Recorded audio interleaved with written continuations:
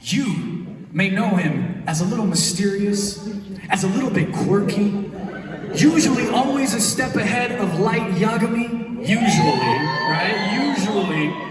Ladies and gentlemen, you may have to refer to him only as L. Let's make some noise, put our hands together for Alessandro Giuliani.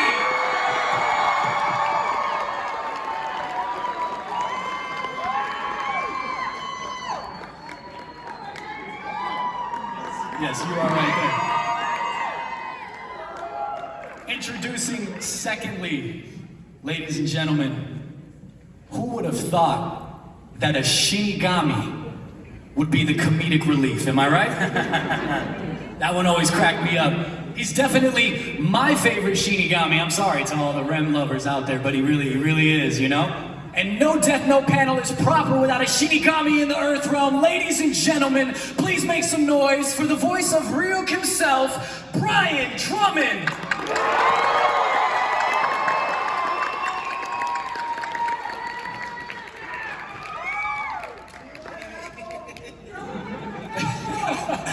You know, I was actually gonna bring some apples, but I didn't want you guys to think, you know, he's just putting his dirty hands all over my apples, so, you know, we didn't go with that, you know? Ladies and gentlemen, lastly, but certainly not least, you may know him as God of the New World. Or maybe you know him as Kira. Whether you're for him or against him, making a rare SoCal appearance, it is the voice of Light Yagami, Mr. Brad Swale!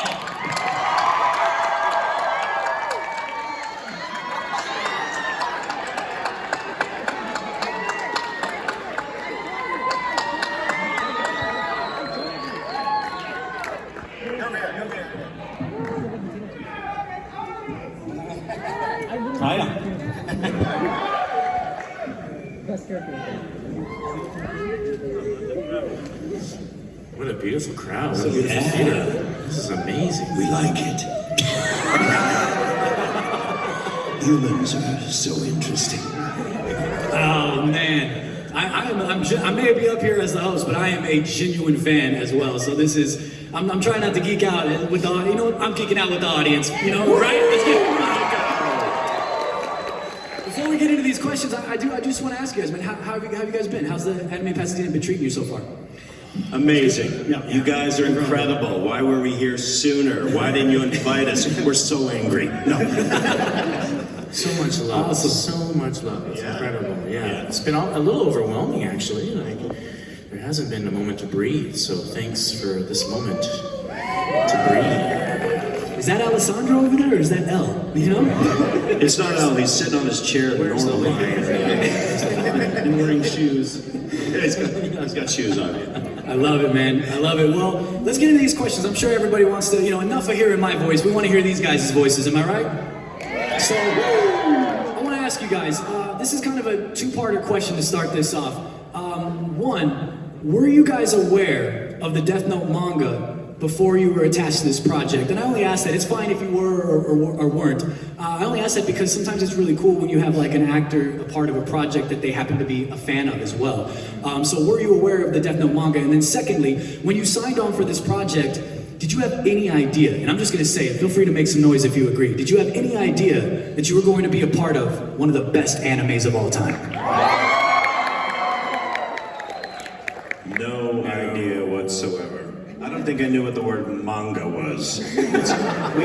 Some of us speak French, I don't, but manger is French for to eat, and it's spelled very similar, and so I think it's like eating something. I had no idea it had anything to do with Japanese animation. So I could never have ever imagined 20 years later, almost 20 years later from the record, 15 or something years later, that I'd be looking out at an audience like this of people who are still engaged and hungry by the show. When we were making it, I had seen some anime, but I wasn't like a huge anime fan. But like a lot of people that I've met today, working on this show made me more of a fan, actually, and it got me more interested in watching more, so. I clearly should have bought more of this shirt on Amazon when I did, because this one's getting pretty old now and decrepit.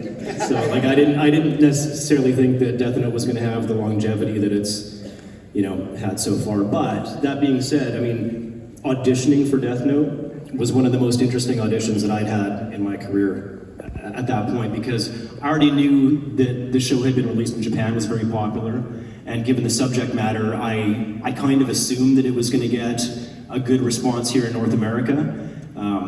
And it's very rare that when you go in for an audition, you'll get a page of dialogue that shows examples of dialogue from the first episode and also from episode 39. So you see mild-mannered, Japanese student, and then by the end of the page, maniacal laughter and insanity. And so when you see the story arc of your character that you're, trying out for, kind of laid out for you in one page, it makes you really excited to try and get that project. And so when I booked the role of Light, I was very happy. And seeing the response and exactly what you guys are saying, how this is a show that seems to kind of have a resurgence over and over again with these various streaming devices and whatnot, very cool. And it couldn't happen to a better show, so awesome. This is a wild experience for us, but I didn't know much about this series. My experience previous to doing Death Note was of course Dragon Ball Z with Vegeta, which is very supernatural, fighting, screaming, and then this project came along, and I wasn't sent any material to read for Ryuk. I was sent Light's dad, a couple of the other police officers, some random characters, and I was looking at them going, oh, cool, this is an anime that's just looks like normal people. They're not superheroes or Saiyans, so it looked like I get to just kind of act and be regular. But I showed up at Ocean Studios, and that was the first time we were allowed to see the pictures. We were just given a character description. They don't send the pictures out, so you don't disseminate them online. And I showed up, and the pictures were all up on the wall at Ocean Studios. So there's regular guy, regular guy, regular guy, regular guy. Oh, there's the cop that I might read. There's the other cop. That's what he looked like. Oh, they look kind of similar. And then I'm like, oh, who is that guy? And the first thing I thought was, as every actor does, how come I don't get to read for him? What? So I took my characters in, and then Carl, who directed the show, phenomenal anime director and director overall, voice director, I asked him, I said, Carl, I saw this creepy demon guy out there. Can I read that as well while I'm here? And he said, sure, I'll just give you the sides, take a couple minutes to look at him. And he let me have a quick listen to the Japanese performer. And that was the one I wanted right away, and I forgot about the rest. And when I heard the Japanese laugh, that sort of sound right away, it gave me an idea of something to do. And all of a sudden, and that was when I got it. I didn't get anybody else on the show, just that guy. I had the exact same experience, but it was the Misa character that I saw the picture of. Yeah. They said no. How come They said no. Yeah. I was like, let me. They're like, no. Okay. I guess I'll read for Light then. I love it, man. I love it. About when in the process did you guys realize that you were part of something so special within the anime world? Or maybe not even just anime, because the story itself is it's so interesting, it's so compelling, suspenseful, it's mysterious, it draws you in. There's so many moments where I was taken aback, where I was like, no, Light, don't make that mistake, I could see it coming. And the three of you, amongst everyone else involved, you guys played your parts so perfectly. Am I right, you guys? You know what I mean? You guys contributed such an amazing experience for the audience and for the viewers. At what point in making this all come together did you realize that you definitely had something special? Never. Just now, when you said it. We don't. I try to never think that about any show, because there's shows I love and I think this show is gonna kill it. It's hilarious, no matter what it is. It's some new anime and you do, or a prelay show. You do one season. Oh man, this is gonna get 10 seasons. One season and it's gone. That was the funniest thing I ever worked on. It was so fun, and now I just go, you know what? I go in, give it my best, and whatever it is. If it gets a second season, great. If it moves on, if it gets a following, great. And I feel like I'm a terrible, my judgment's awful, because I never would have actually done this show and thought, this is gonna be massive. I enjoyed it, but I didn't think it was gonna be huge. I remember, thinking, oh, I would be into this show, watching it. And my memory may differ from you guys, it was so long ago, but I do remember kind of only discovering the show as we were recording it. I would get an episode or two before we recorded to watch, but only the day or two before, or maybe I'm just a lazy actor and was only doing it the day before. But anyway, I was discovering it in real time, and all of the twists and turns and surprises and unexpected things and the particularness and eccentricity of Elle as it is revealed in the show. I was delighting in that, the day before as I discovered it, and then going into the studio to record it. And it was usually just those first instincts that having, just sort of seen it, that were coming out in the record. But in terms of like there was no way that we could have known that it was special. Right. I just knew that, this is cool, I would watch this. This is working. This is working in some shape, way, or form. As actors and as people, in some ways, we are superstitious with certain things. Yeah. So this show, we were working on it, and I think I did get invited to a convention kind of partway through when we were recording the show. And I sat down at a table, and people would bring things for me to autograph. And I was used to autographing Dragon Ball Z or Gundam or things like that, or X-Men stuff or whatever. And then somebody threw a Death Note in front of me. And I was like, that's amazing. Ooh, uh-oh. Because we hadn't finished the record, I'm like, if I sign this book, and then there's some horrible accident, and then there's a big story on the internet about how the actor, one of the characters, couldn't make it, I'm like, I get no. So I had a little panic attack. And then I signed a dummy name. I signed like a very long version of my name and then crossed out some letters so that I was kind of there, but kind of not. Like I was going on technicalities. Bradley You killed Prince. It's stupid, but I wrote Braggadocio Swale. And then crossed out a bunch of letters that I'm like, well, the Brad's there. And then I did that until we finished our last day of recording on the show. And then the next time. Meanwhile, poor Braggadocio Swale in Italy dropped dead 40 minutes later.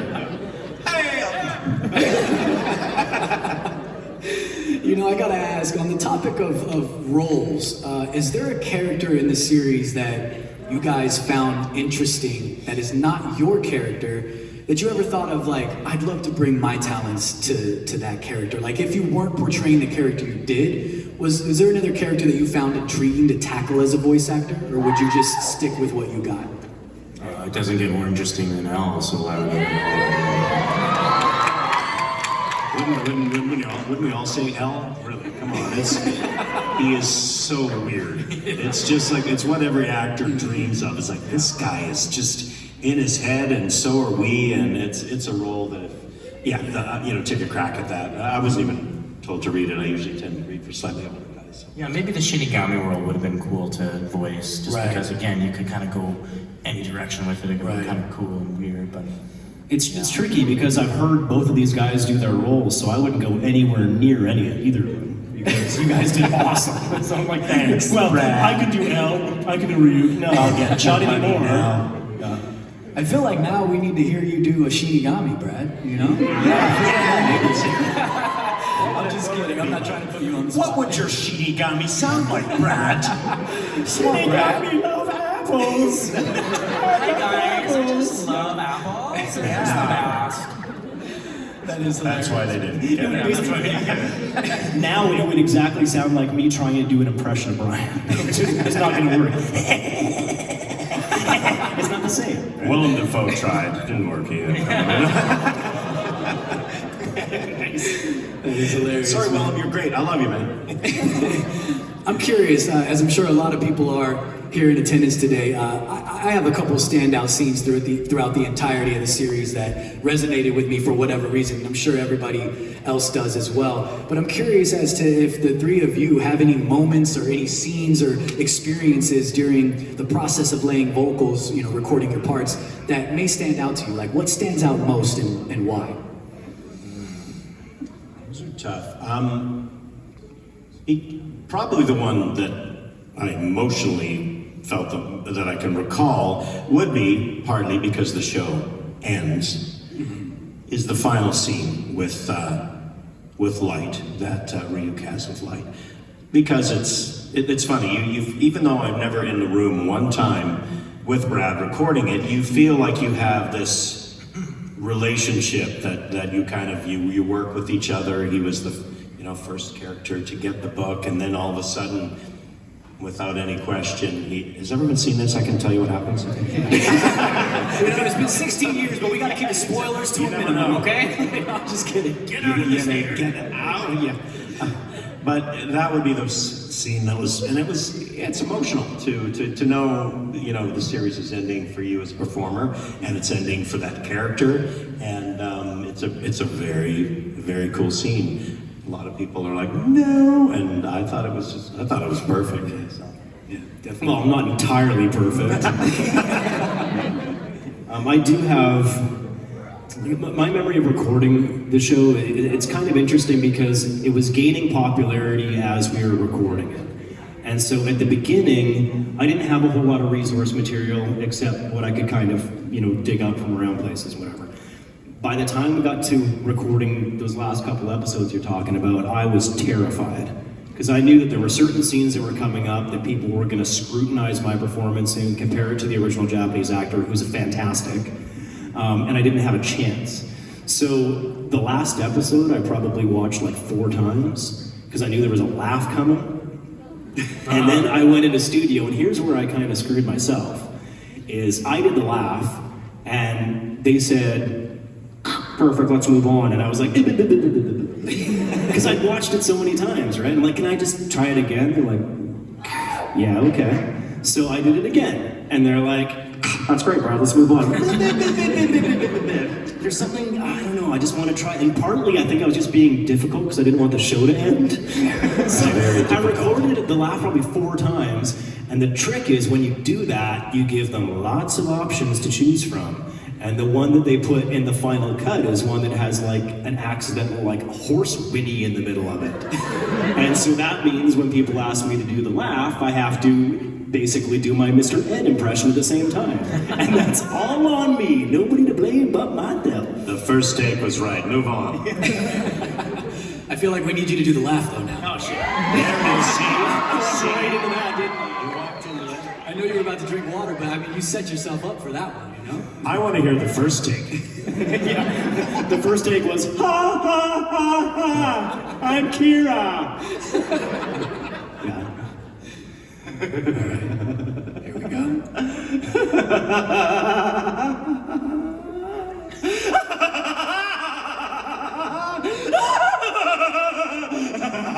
Heard us right. That's right. I am Kira. Could you pick out the horse's little? I found the pretty dope. I want that as my ringtone. Brad's calling. That was absolutely amazing, man. I gotta ask, since we're on like a dialogue and recording and everything, I've always been really impressed with the writing of the show, the dialogue of the show, and I'm curious if there was any room for improvisation during recording. Like, were there any moments that you added your own little flair or like twist or maybe a candid moment that made the cut, or was the script so solid you just took a step back and said, I'm just gonna bring what I do to the table? Like how did that work? I recall in most times, Carl is usually our director, pretty open to suggestions for changes. Most of the time they come about because something doesn't fit that well. And we're like, line is not fitting with the flaps where the pause is, and it might be written exactly like it should be, but we have to mix up a line or change something a little bit just to make it fit properly. And then we're given a little bit more opportunity to, what about this? Can you say that, this, and we'll throw it on the way that it was written, and then usually there's an alt to one, or no, we'll give them the alt that we came up with, we thought was better, but also give them what they wrote. And we usually make it a little terrible if we thought it wasn't going to fit anyhow, so they don't make it. So when the engineers get to it, like, man, this one doesn't fit at all, we'll have to use the other one they did. But no, I don't think we went around trying to change dialogue. I don't recall that. It was tight. It was pretty tight, as I remember. There was always room for a little bit of flavor, but yeah, they were great scripts. Well, yeah, no, it's true. It was one of the shows that was written very well and fit very well. But because I'd watched that last episode so many times, I was watching it with the script in my hand, and there were a few lines that I didn't think I could make it fit. Without sounding really forced, so I went in there that last session with notes. I'm like, wow. So Carl, I know the line says this, but so we did exactly what you talked about. We recorded it as is, and then he kind of let me do my thing. Now, we've worked on some shows where they're very open to that. They're like, if you need to make any changes or whatever, go ahead. I've also worked on some series where they do not want to deviate at all. So we will do everything in our power to make them fit as best we can, even if it means making certain words sound really weird.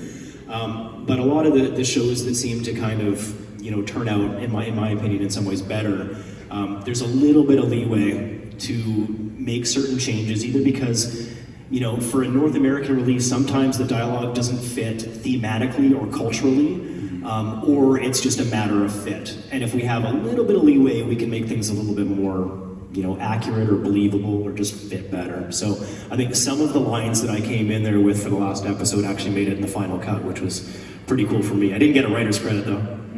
I always wondered why whenever on other shows I'd want to change a line or something with Carl as a director on doing anime at Ocean. Carl would go, you want to Brad that line up? I didn't know what he was talking about. And I see where it comes from now. Yeah, I got it now. I hope you're joking. No. Yeah. But I know that there was a term for me. Like I worked on a lot of anime in the early 2000s, probably a lot of stuff that you haven't seen or heard of. But there was like a name for a reaction, and it was probably Carl that started it, which was the swale reaction. Just swale it. And it's basically, like a typical anime reaction. It's a, huh? That wasn't it. Huh? There you go. So every time like certain characters turn their head, you have to go, huh? And the way that I did it, I guess, because I took it so seriously, it was very serious. serious. Just Very serious. Yeah. I have a question for you guys that's slightly outside of Death Note specifically, but still pertaining to voice acting, to your careers, to your professions. And for those simply interested, and for those voice actors that may be sitting among us today, that are doing things or striving to do things, I'm sure they would definitely love some insight. And there's pros and cons to everything in life, of course, but let's try to keep let's keep it positive here as much as we can. Why voice? So lie. Yeah, let's lie. No, I mean, well, that's up to you guys. I just don't want to be a downer, and everyone's like, oh, well, I guess I'm not going to pursue it now. Like, we don't want to go that route. But why voice acting for you guys? Like, what's some of the best parts, the best moments of being a voice actor? And I mean, if they include Death Note, that's even better, of course.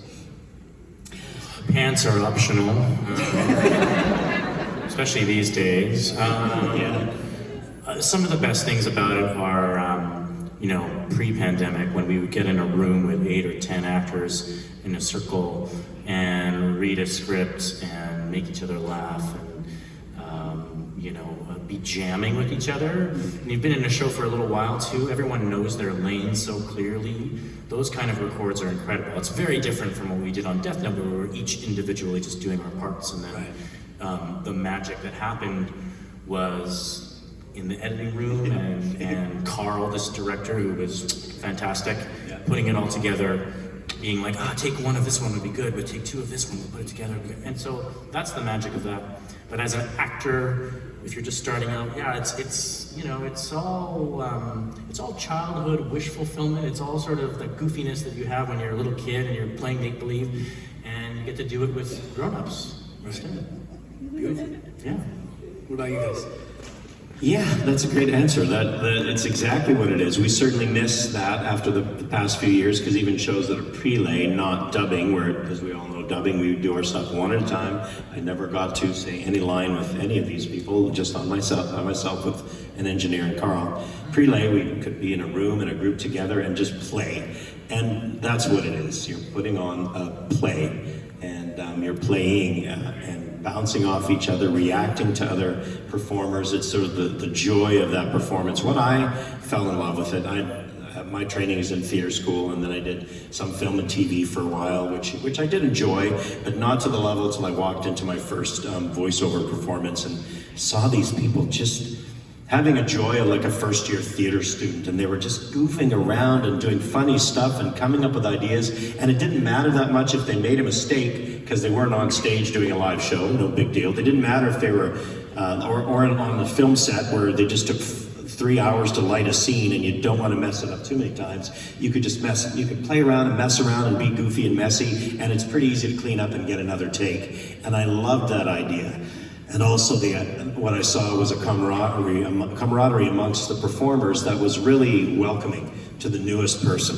And it's like that to this day when I've been doing this for a long time, the newest person that rolls into the room as a young performer, like, hey, this is gonna be great, we're gonna have so much fun. As sometimes on film sets and even sometimes in the theater, it can feel very, nerve-wracking to be a new person or the small part on set. Because there's a lot of hierarchy that's maybe not printed on paper anywhere, but you feel it.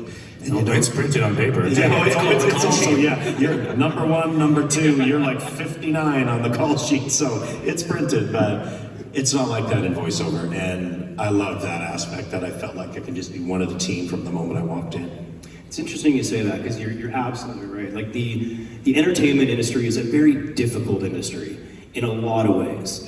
And the more high-profile jobs like Hollywood feature films and things like that, the people that get into those, there's a ton of competition and millions of people that want to get into that. So I did a little bit of on-camera acting back when I was much younger for a time, and I kind of phased myself out of it because I didn't have thick enough skin for it. And it's exactly what you're talking about. I felt so much pressure and so much competition auditioning for things that I hated them. And I went in for my one of my first voice auditions and found that I wasn't getting laser bolt, eye glares from the other people in the room. There was, people that were talking and like laughing with each other and whatever.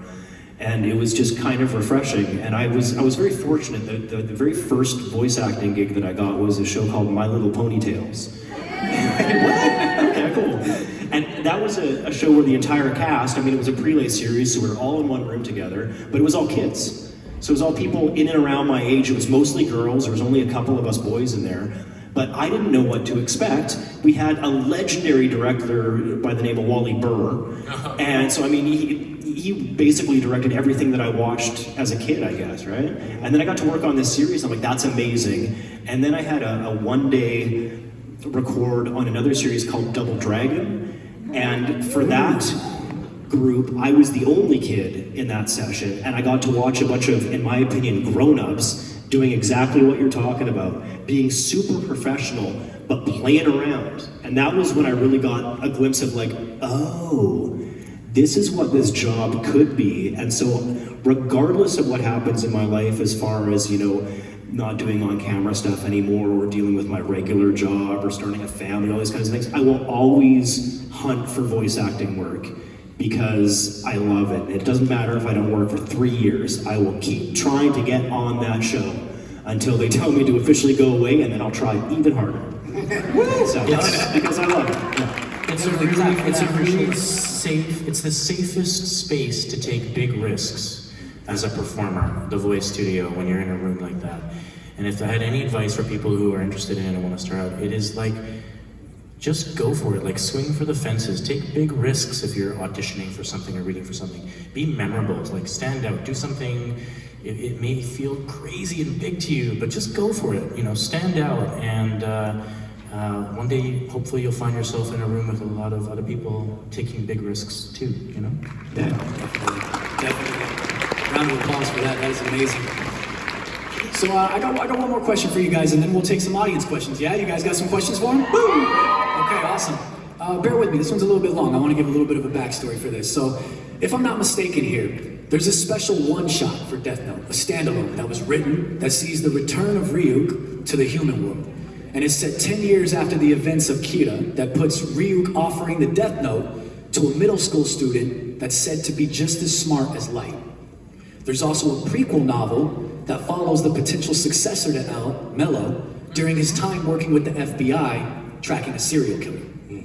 Then, in my many times looking through random YouTube comments and talking amongst fellow Death Note fans, I've seen several people say how interesting it would be if a season had some sort of focus on maybe Light coming back as a Shinigami himself, and how that would work and what that precisely entails is a topic for another day, unless Brad has some ideas.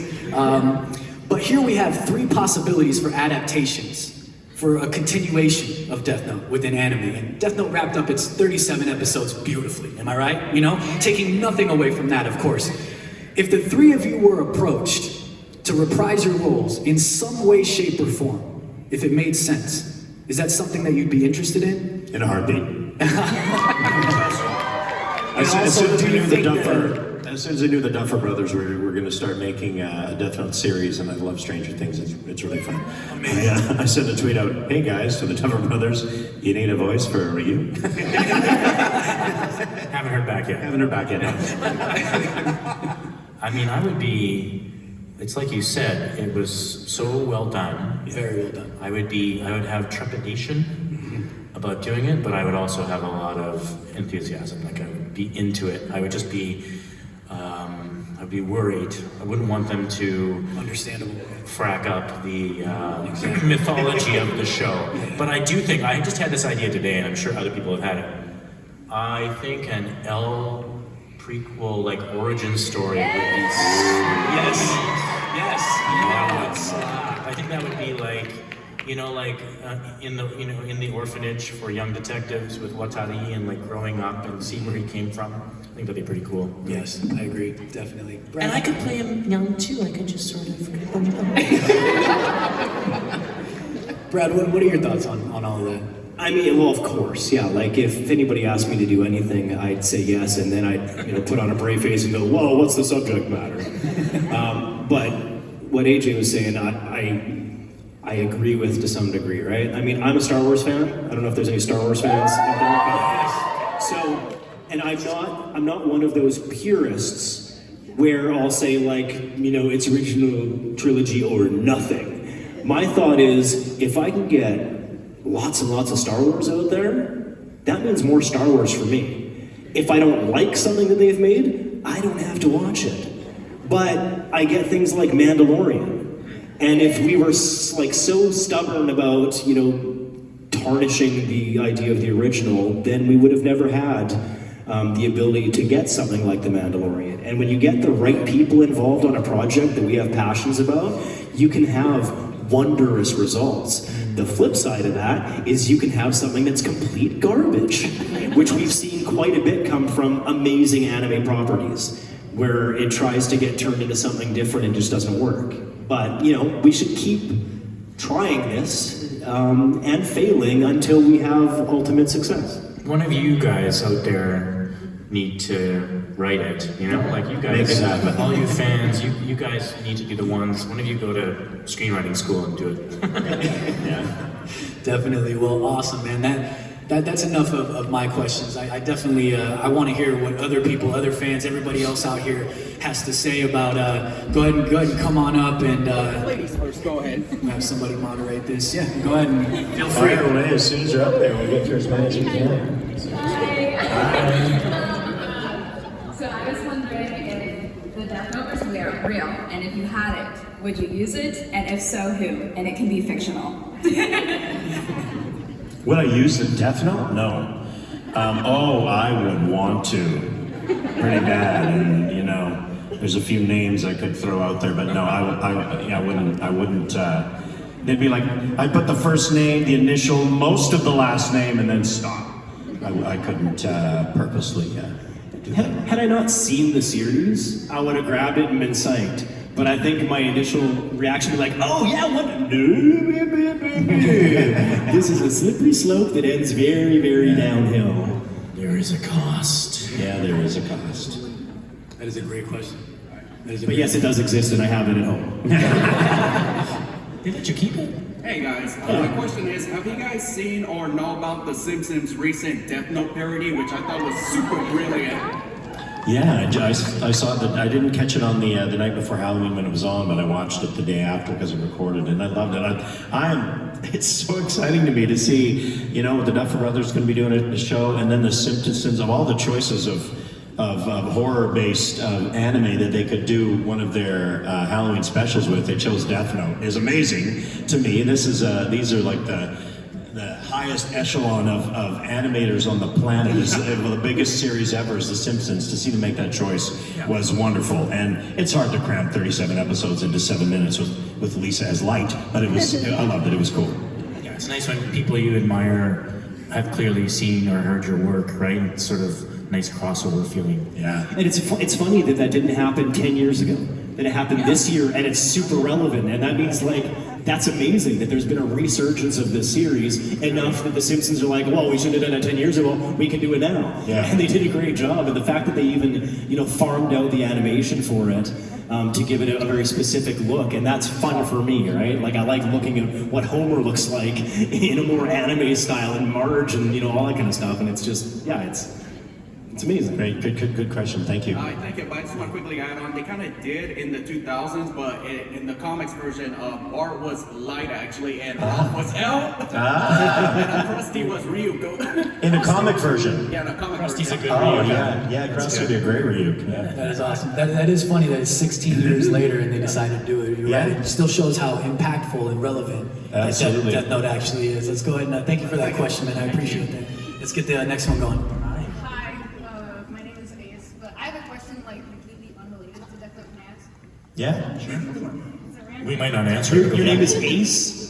Go ahead. Can you step up to the mic a little bit more? Character, so Can you hear me better? of course Yeah, you there can you ask go. a question. Okay, so my question is, what is your thoughts on Elvis Presley and what is your favorite song? That is Elvis question. very thoughts on Elvis Presley, one of the greatest. The only reason why I asked that is because I remember Alice and Giuliani doing something in Smallville related to I did go full Elvis in Smallville as Emil Hamilton. There was this wacky episode where we all went crazy and did things that were totally out of character. And it turned out that I was an Elvis impersonator in the full jumpsuit with the full pompadour hair. And I got to sing, it had to be an original song because I couldn't get rights to an Elvis song. I had to sing an original song with Cassidy Freeman, who played Tess on it. Anyway, that was a hoot. But the question was, what's my favorite Elvis song? Was that the question? Yeah. Sort of? Suspicious Minds, I think. Good. That's a good answer. Full band, lots of horns. Good answer. Right. Beautiful. Good question. But yeah, are we supposed to go ahead? I don't know. Do you have an Elvis song? A favorite Elvis? How do you pick favorites? Tough. With Christmas coming along, Yeah. I think as a kid, I remember Elvis the most because my family loved Elvis, and that's where I feel like he was in part of my life the most was when I was young, and it would have been Blue Suede Shoes. Yeah, that's a good answer. This is a very interesting question for me. I know it wasn't for me, but I'm taking it over. I'm an Elvis guy. My mom, Elvis girl. My dad, Beatles guy. The two of them together, Kenny and Dolly. So that's how I grew up. So I'm an Elvis guy. So like you say, what's your favorite Elvis song? What's my favorite genre of Elvis? There's early Blazer Elvis, lesser band, but then there's also 70s Vegas Elvis with incredible music and big old band. So that's tough. Suspicious Mind's a good guess. I'll pick Vote me if I'm sentimental. A Fool Such as I. I'm gonna pick. He sings too, ladies and gentlemen. He sings too. I could do his whole catalog right now, but that's not what this is about. Next con. Elvis con. Hello. Oh my gosh, I'm shaking, but I love you. I just want to say before I ask my question, I love you guys, and you guys are perfect cast, like perfect cast. I love you guys so much. But my question is, so anytime you're in public, has anyone ever recognized you just by listening to your voice? Like whether it's a Death Note character or any other character, have they ever recognized you? Because just off the bat, I can totally like, especially Light and L, I can just hear it when you speak. No, I am quite a character actor, so I play a lot of voices that are not necessarily sitting right where my own voice sits. It might be that way for like Aiden Avalon from Card Captors or Vision of Escaflowne. I played Alan Chazar. So there's certain ones that sort of sit in my vocal range, but not that many. It's usually villains and characters that just don't sound like how I speak. So I have, it's never happened to me. A very good friend of mine, a phenomenal performer, Vincent Tong, voice actor. The first time that ever happened to him, he was in Disneyland on Grizzly River Run. And he was talking with his buddy, or either his wife or friend, and there was a girl sitting across from him that just froze and was staring at him. He plays the lead character in Ninjago. Yes. Kai. And this girl was just, and she's like, "Are you Kai And John, when he was like so excited. First time in my life someone recognized my voice. It's never happened to me, but that's what he sounds like in real life. So he was picked out on the middle of a Grizzly River Run ride, and I love that story. But it's not happened to me. I've really never been recognized for Elle, but I was recognized once for playing a prince in a Barbie movie. Yes. And I was singing in a show, I was singing in a musical, and this girl, about your age, stayed after the show, and I thought, oh, that's nice, she liked the show a lot, or, you know, and probably she did too, but she was just fully fangirling because I was Prince Julian from Princess and the Pauper. I literally brought a Princess and the Pauper DVD, and I wanted to ask you to sign it later. And the Death Note. Love it. Well, light and dark, there you go, that's it. You do have to tell us how often you're wandering around and people go up, I love your work, Taika Waititi, you're so In the summer. Ragnarok was amazing. You're like, okay, thank you. Yes, it's mostly in the summer when I'm tanned. I get to take a Waititi sightings these days for sure. It's a phase, whatever. One day he'll be recognized as me, right? Can you say piss off ghost? Piss off ghost. Yes. Amazing.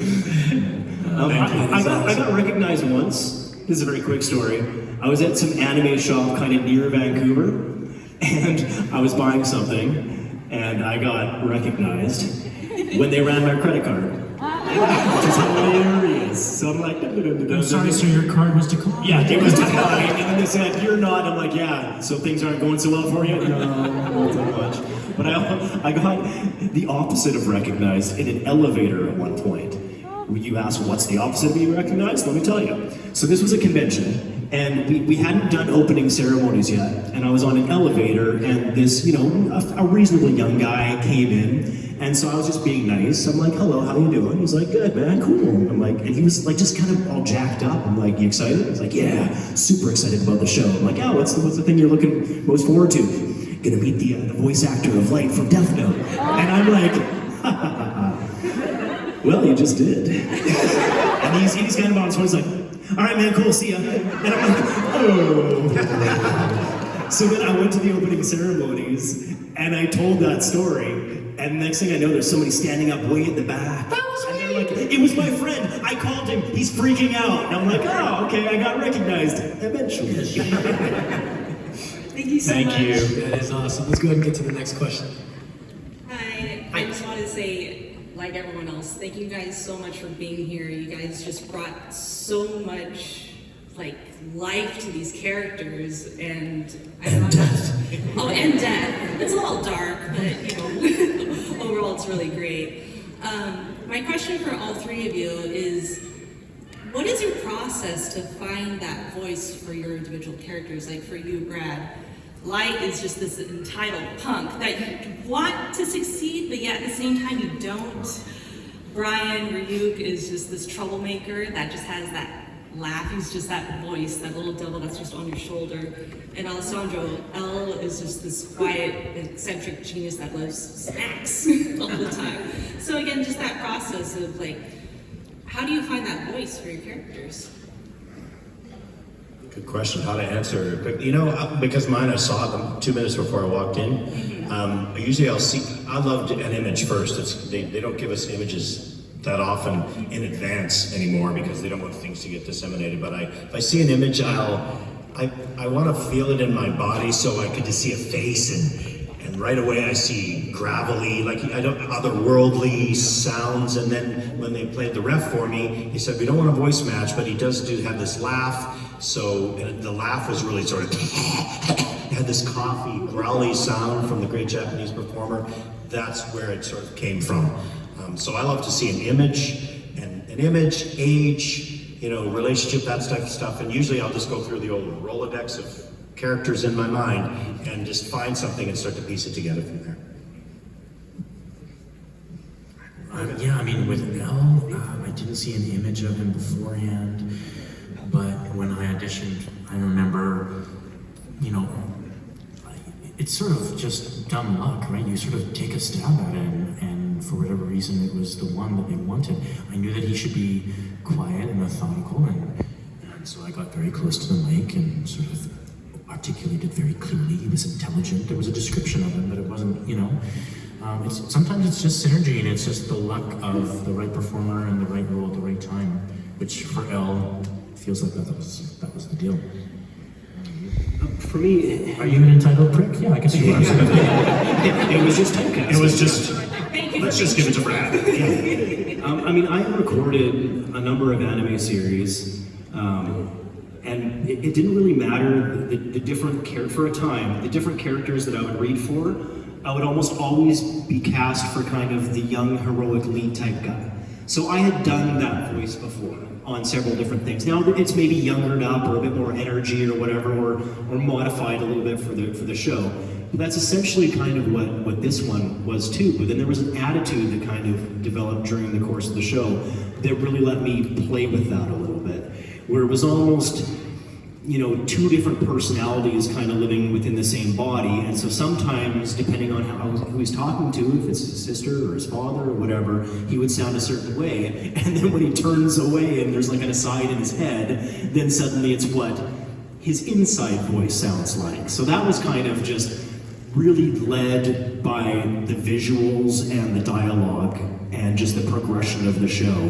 And what came out. It wasn't too premeditated. Except for maybe certain scenes towards the end of the series where I was really nervous about how they're going to turn out and maybe over-prepared. Good question. We'll try and bang through fast answers for this long line. Yeah. Fire away. Here we go. Yeah, we'll do it. Okay, I'll try. Hi, my name is Jessica, and I just want to say that Death Note was the first anime I ever watched after I knew what anime was. Because I thought, cartoons were just cartoons. It was the first anime I watched in English.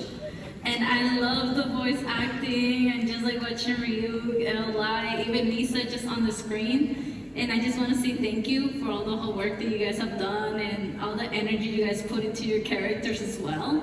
So my question is, if you could be in any other current anime or ongoing series now, which one will you be in? That's a good question.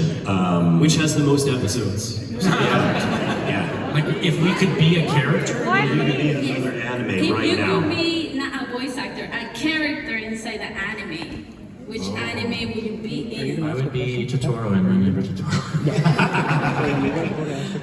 Yeah. It's there's some great shows in there. I never like to pick another actor's part, but to be a part of a show, Attack on Titan is a fabulous series that I love. So when you can be a part of a show, that would be one I'd probably put on my list. But I'm not going to say that guy's role. No, I don't. No, want like just being an extra character. Yeah, that's a show that I think is epic. Yeah. Good question. So many great Thank you shows. for There's all so many that. great shows. There's a show that I just watched with my kids called Centaur World. Has anyone watched that show? Yes. That was outrageous. I loved it, and I would be anybody on that show. You should check it out. Yeah, Centaur World. It's so hilarious. good. Yeah. Thank you. Great question. And thanks for all the praise. It's Thank you. much appreciated. All right, he's got the camera going and everything. Step right up. Fire away. All right, hello. I'm a little nervous, I won't lie. But my original question was gonna be if you could do your crazy laugh.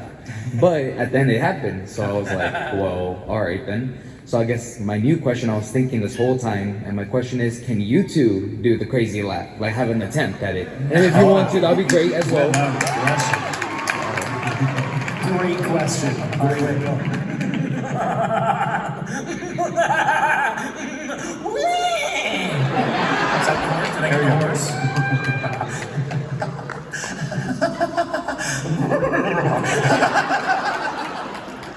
I think I'm out of a job now.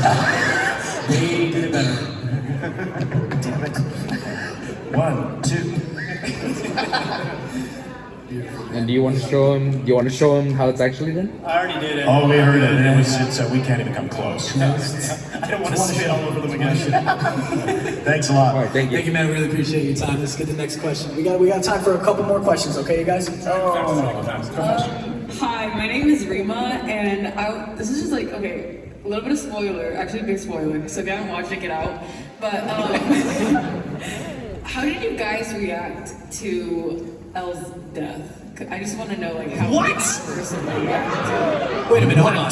I'm hosting this thing. I didn't know Elle died. What? Okay. I'm just kidding. I'm totally kidding. I know. There are a lot of deaths in Death Note. So I'm from day one when that show started, I'm like, we're all gonna die. Only thing I knew was I'm not gonna die. I'm the one guy I know that's gonna be alive at the end of this. So I thought everybody's gonna die sooner or later. None of them surprised me. I remember, finding out a couple of days before that it was going to happen, because I watched it. Oh, okay. I think Carl may have given me a heads up that it was coming, but I thought the way that it was done was so kind of distinctive and emotional, and like the way that they had animated it and shot it, even the music and everything. And the scene beforehand with the whole feet washing, the infants' feet washings, and in the rain, it was all so dramatic and beautiful that ultimately, I don't think I could have asked for a more profound, better demise. Like it was a great way to go out. And as someone who has died many, many times in many, many shows prematurely, I never seem to get to the end of the series, so it seems to be a bit of a career thing for me. Yeah, I think so. No, that's a good answer. My reaction was slightly less dignified. It was a bit more like this.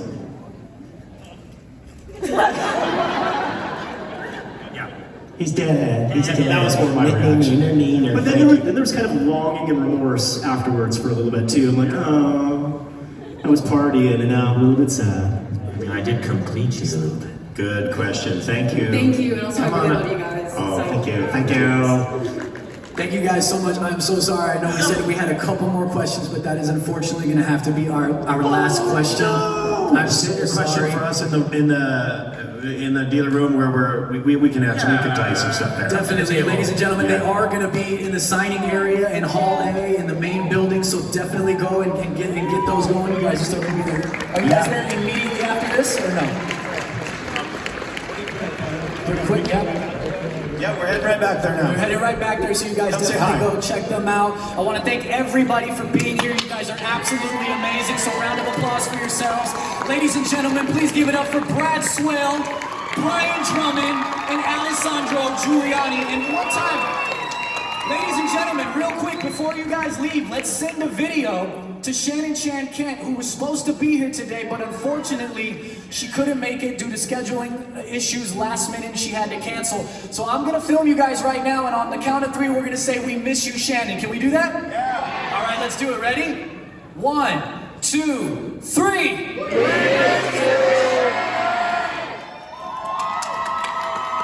Ladies and gentlemen, I have been Chazzy of the Side Project Podcast. I thank you guys so much. You guys are absolutely awesome. If you'd like to stay here, right now, for the Attack on Titan panel, it is coming up right after this, hosted by the amazing